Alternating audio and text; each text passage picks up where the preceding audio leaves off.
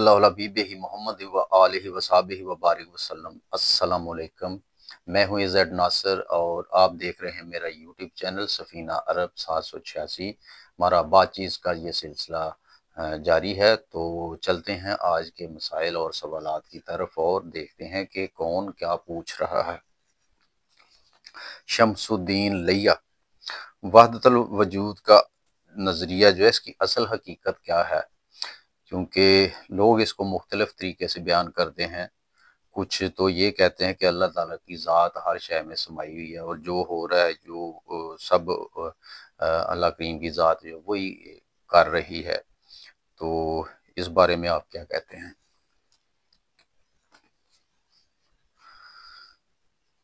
ये मेरे ख्याल में तो ये बिल्कुल दुरुस्त नहीं है, क्योंकि हर शय में अल्लाह ताला की ज़ात नहीं समाई। हर शय में अल्लाह करीम का अमर समाया हुआ है। उसको आप रूह भी कह सकते हैं, अमर भी कह सकते हैं।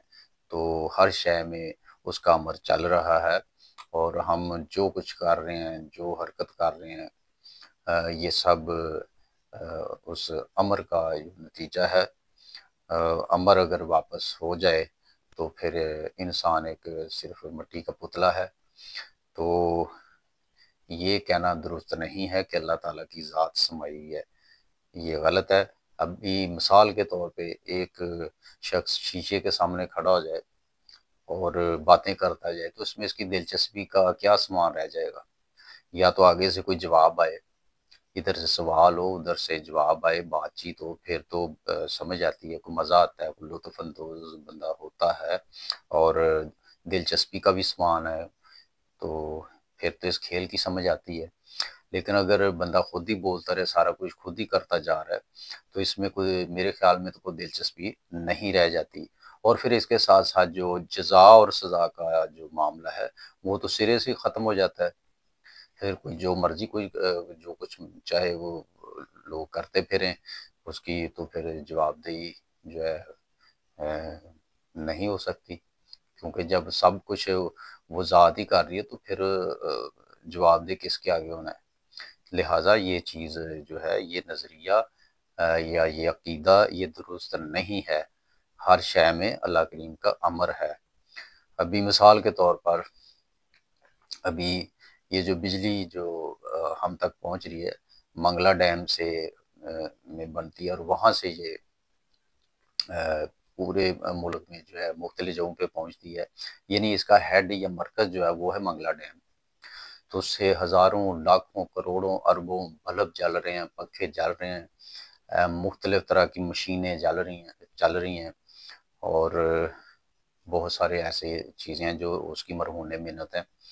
तो अभी हम ये तो नहीं कह सकते कि एक बल्ब में सारा वो मंगला डैम आके समा गया, ठीक है ना? तो इसलिए ये कहना दुरुस्त नहीं है कि अल्लाह ताला की ज़ात हर शय में आके समा गई है।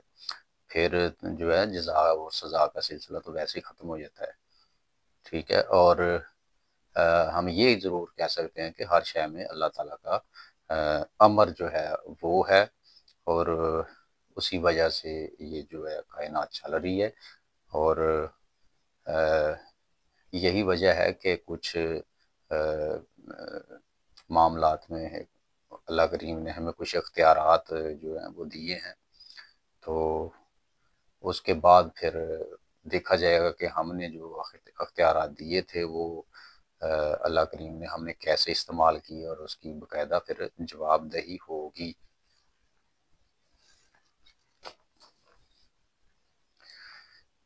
मंजर हुसैन शकरगढ़, अ, मुझे शुगर का मसला है, जिगर भी ठीक से काम नहीं कर रहा, खून की कमी है और खून में खराबी भी है।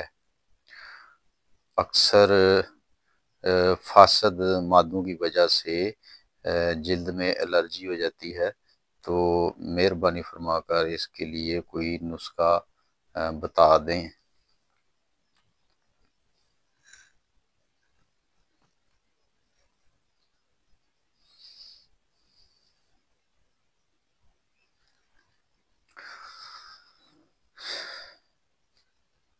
اس کے لیے آپ پینسل کاپی جو ہے لے لیں ساتھ اور لکھ لیں زیری سیاہ، زیرہ نہیں بلکہ زیری، زیری سیاہ اور چاشکو۔ آپ نے سنا ہوگا یہ لفظ، اگر نہیں سنا تب بھی آپ سن لیں، چاشکو۔ یہ دونوں چیزیں آپ کو پنساری کی دکان سے مل جائیں گی۔ آپ یہ دونوں چیزیں 50-50 گرام لے لیں اور اس کے بعد ان کو صاف کر لیں، اور صاف کر لیں ان کو پھر پیس لیں، پیس کر ان کا پاؤڈر بنا لیں، اور پاؤڈر بنا کر ان کو مکس کر لیں۔ تو کھانے کے بعد جو ہے آپ تقریباً 15 یا 20 منٹ کے بعد، کھانے کے 15 یا 20 منٹ کے بعد آپ نے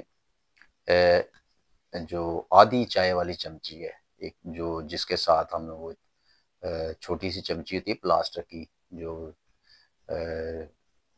چائے کے جو ڈبی سے ہم چائے نکالتے ہیں اور اس میں ڈالتے ہیں برتن میں جس میں چائے بنا رہے ہوتے ہیں، تو وہ جو چائے والی چمچی ہے آپ نے آدھی چمچی استعمال کرنی ہے کھانے کے 15 منٹ کے بعد۔